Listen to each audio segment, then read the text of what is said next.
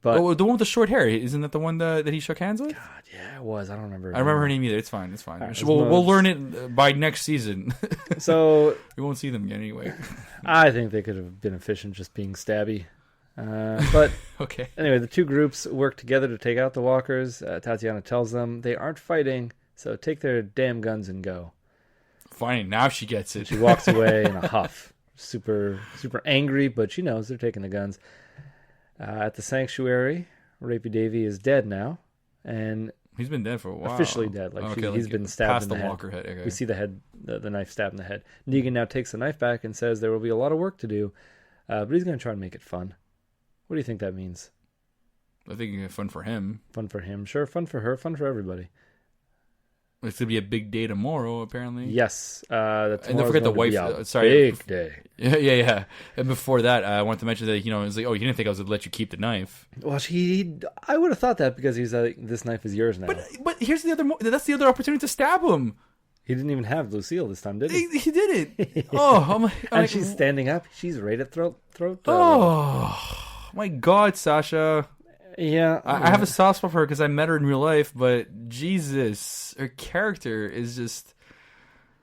I don't know. You build these characters to make them better, and then how do you make them worse afterwards? I need these little decisions that they surprise me. I'm dumbfounded every time. Well, it's like I know you saw Rick go back and forth so many times, but I guess he drives the story. You go along with it because in the end, it'll be the better thing to do. Yeah. But you're not gonna take down Negan by taking a swipe at him in a cell. It's not gonna work. It's not gonna work out for you. Not in this show. In real life, it's not in the it's in real. Yeah, not in the show. It's because it's not a part of the narrative. But whatever. What plans do you have with Sasha now? Well, what's the point? What's the point of her existence? Well, there are speculations. I'll tell you that. But okay, cool. All right. I won't actually tell you that. Not on air. Spoilers, anyway. Spoilers, man. And I don't want to do a spoiler section. So let's get on here. Sorry. Gregory takes out a map. Tells his assistant Cal he needs him to drive him somewhere. And we presume it's going to be Simon to Simon. Yep. Who's this guy? Who's this guy? Cal's the guy who brings him liquor. You only saw him until you only saw him for 2 episodes. How was he? Why wasn't he introduced from the beginning like Jerry? Come on, man, it's Cal. Jeez, he's Gregory's answer Kal-El? to Jerry. He's the Jerry of the hill. Oh, Sasha, I prefer him over Jerry, to be honest. Yeah, he's silent. This guy. I don't think we've heard him speak. Or eat. Yeah. He's not eating cobbler like a madman. Sasha and Eugene speak through a door. Sasha begs him to bring her a gun, a knife, a razor, glass, anything. She had a lantern in there that was made of glass. When she could have cut herself with that. It could have been plastic, but hard plastic for sure. Yeah, would have been tough. But she said anything, so I was like, well, anything. She repeats it twice in a different order. Then she says, a knife, a gun. Clearly she wants something with some power. Kind of remind me of Joey, in the pyramid. Friends. It's a lost reference on me, man. I'm sorry. Yeah. For those who've watched Friends and somehow are watching The Walking Dead. And somehow remember find some common ground with me here. Yes. Somebody has to. I don't think so. She does not want to be used to hurt her friends. But we know it's for Negan. And then Sasha has this really creepy smile when it goes to her in the cell. Yeah. And she says thank you so strangely. It's like, thank you. I got him right where I need him. Almost like to convey insanity. It looked like she was kind of going insane. What's the reason for this? We've seen her go insane before. All she has to do is ask for, we know it's for Negan. If it's to kill herself, there are other ways to do it, man. She's got that necklace that Abe gave her. I'm sure she could kind of crack that open and slit her wrists with it. She could bang her head on the wall. There are so many ways. There's so many little sharp edges to slit your wrists on. Use your nails. Yeah. Whatever. I don't think things are hard, but she could have used a knife. I found this to be a very strange scene for her. It was. It was forced. Hearing her cry, too, didn't even sound like her. And it sounded very fake. And we find out it was very fake. She was just putting on an act for Eugene. I just don't know what the look was for, because no one could see that look. I guess it's just to break down that barrier. It's to show us that she's going insane, but she's not going insane. She's being very level-headed. Anyway. Oh, she's been, I don't know about level-headed, but like, what the decisions that led her up to that, but whatever. Sure. At Oceanside, Rick's group takes all the guns. Cindy says some of them want to fight with them, but not all.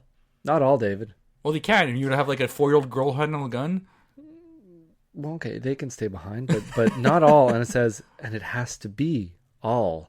Why? Why does it have to be all? Why can't just the ones that want to fight go and fight? That's what I said too. I was saying that about a hilltop. You know, you have the ones that crop, and the ones that want to fight as well. Yeah. So no, this is just one of those rules that is not challenged. So Cindy thanks her for what they're doing. Tara thanks her for saving her life multiple times, and says they will bring back the guns after they're done with them, providing they survive. Oh, please. Yeah, you bring them back. I'm sure they'll bring them back. Great little moment when Rachel, the little girl, says to Tara, "You're not leaving us any." I said that weird. "You're not leaving us any?" And Tara just says, "Nope. See you later, Rachel." Gives her the finger as she walks away. I found that very endearing. I like. Yeah, it was nice. It was nice. Nice little callback. Isn't that what Carl says? Isn't that what Carl says to Enid? Is it around there where he says like, "Oh, I thought about those that I haven't." Oh yeah, somewhere in there. He's like, out of if you still remember that meek little conversation they had earlier on, it's like, I also think about the people I haven't killed. I don't know what that means. And like after all that action, oh yeah, that conversation is still relevant. There's so many more people I would have liked to kill. I wish I killed Olivia. I bet he wishes it. Like as soon as like, what was her name again? What was it? Arat killed Olivia. Arat killed Olivia. Like, oh damn it, she beat me to it. Yeah. Can't believe it. So close. She had Next time she had to babysit, I was gonna sneak in there. Now Tara also tells Rick that, Rick, you were right. I don't have to feel bad. And it's like, no, Tara, you do need to feel bad. You've done terrible things. You've condemned them to death. No, you didn't. Not really, but they think they have. They have no guns, no way to protect themselves. There are still walkers coming, and now they have no weapons. Not even one gun. So yeah, I don't understand why Tara doesn't feel bad. It feels like she should feel bad if it's to stick with her character. Her character is a character. Well, maybe she doesn't feel bad because she feels like if they succeed at taking on the saviors, then it was for the greater good, and she could return the guns, and things will be okay, I guess.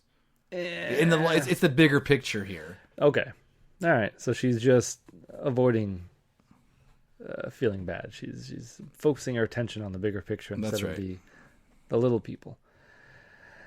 Eugene reluctantly. Now we're back at the sanctuary. I actually like this part a lot. Yeah. So Eugene reluctantly grants Sasha's suicide request by giving her the poison pills. They come back into play finally. Good for him. Yes. Obviously, Sasha is not stoked for. Eugene does not want her to go, but it sounds to him that she's already gone. Do you think that he did this on purpose to not give her something? No, I think he was oblivious to what her intentions really were. Yeah. I think so. I think, like, fool me once, Eugene. Shame on you. He's not going to get fooled again. These pills are this is George Bush logic here. It's like, fool me once, you fool me twice, you can't get fooled again. And he's not going to get fooled again. You misunderestimate me. You misunderestimate me. Yeah. So these pills, it's going to be very hard for her to kill Negan with these pills are never convincing. I don't think a single person swallowed these pills.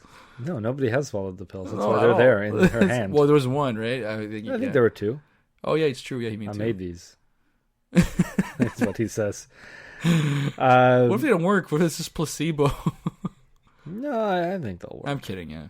We don't know for sure, just because they were never used. So. We don't know for sure. For sure. But for sure. She's not going to be able to stab anybody with them. That's for sure. She can make out with Negan and jam it down his throat. Yeah, so we're not any further along with this storyline. We know that tomorrow's going to be a big day, though. Rick's group returns to Alexandria. They are then greeted by Rosita. And you're like, oh, you're back, and you've lost Sasha. But that's okay, because you brought us an enemy. Brings them to a nearly... Did you notice that Dwight looked nearly fully healed? Yeah, he looked fully healed. I told my brother, I'm just like, oh my God, he looks healed. And he's like, no, what are you talking about? Like, yeah, he still has a scar, but he looks like he's his old self. Like he just... It's lighting, I guess, that they're using. It's also, I don't think they've put as much scar tissue on him, because when he's in the cell at the sanctuary, he looked like Freddy Krueger. Yeah. Now when he's in this cell, it's like, I could tell your face is a little damaged, but like your colorization he almost looked healed. Like they didn't use anything on him. So that's the power of being good. Goodness will heal all, and that's all it takes. Oh, it was ridiculous. I thought it was a little too on the nose to make him look like a better person by not giving him the scars and be like, well, he's not so bad in this light. I don't know if I should trust him, but his face tells me he's a trustworthy dude now because he's healed. Yeah, it was really mind, body, and soul, right, all healed together. Daryl is held back from going to town on him. Rick pulls out his gun and puts him on his knees. Yeah, that's the only redeemable quality of this episode. Get down on your knees. Yeah. That's it. Nothing happened. That's right. That's the only thing that I like, and I'm sure it's gonna be short lived because it'll be a lackluster of what he actually does for sure. How can the next episode pay off all the things we've been wanting to see? It won't. It won't. No, it won't. What will pay off is this sneak preview of next season. I don't understand how it's gonna go. There's gonna be a battle. There's got to be a battle. Then there's got to be a war. The aftermath. They're gonna focus heavily on the aftermath that nobody cares about. Well, I think there's gonna be two fights. I think there's gonna be a battle, and there's gonna be a war. Then there's gonna be the aftermath. Well, how many battles do you have to call it a war? You can't just have two battles. That calls it a war after. I guess once it's done, it's when they call it a war, right? Or no, they call it a war when you say you're at war. I don't know. I don't know. How many battles do you call it a war? You've asked that question like 5 times. No, twice. But twice. I get it twice. Fine. I just was waiting for you to stop talking so I could answer it. To tell you, I don't have an answer. I don't know. Battles seem like the things that happen when you're on your way to war. Exactly. Yeah. Smaller battles, and then the war is the a scrap. The big thing. Yeah. You had a little scrap. You know what I wanted to mention before was remember when Daryl and Jesus were setting up the dynamite? Yes, I do remember that. And remember when this is really out of character for like Daryl to be there and not to go help Rosita, because I feel like Daryl, out of his character, would have definitely not listened to anybody and just still go after Rosita just to like sort of stop her. But he decided to stay back, and I'm like, why? Like, what was? It is very out of character. We've never seen him and act Jesus rationally convinced before, and now, especially when the last thing we saw him do was come in a huff, and then as soon as he finds out, it looked like he was heading to go get them.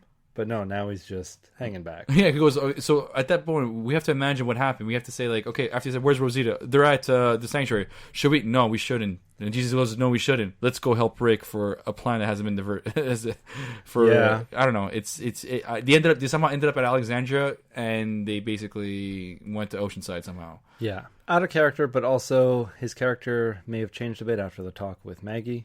Maybe now he knows that he should think things through, go with a better plan. Because last time he acted, hot-headed, he got Glenn killed. Right.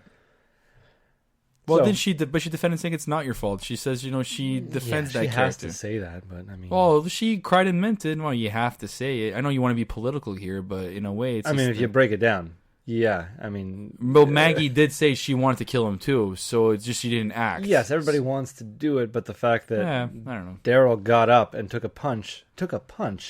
I was talking about I was talking about the cellar at that moment when he was about to kill the guy in the cellar. No, I'm talking about the initial Glenn fine. Thing. Glenn would likely be alive. Right. It would have just been Abraham, but that would have been disappointing to the viewers. She should have told Daryl, but the viewers are watching, and someone had to go. Somebody throw a punch or a pie, at least a pie. Boy. But yeah, it's just I How just much trouble do you think would have went down if Daryl got up after Abe died and thrown like a banana cream pie in Negan's face? How would you find that banana cream pie?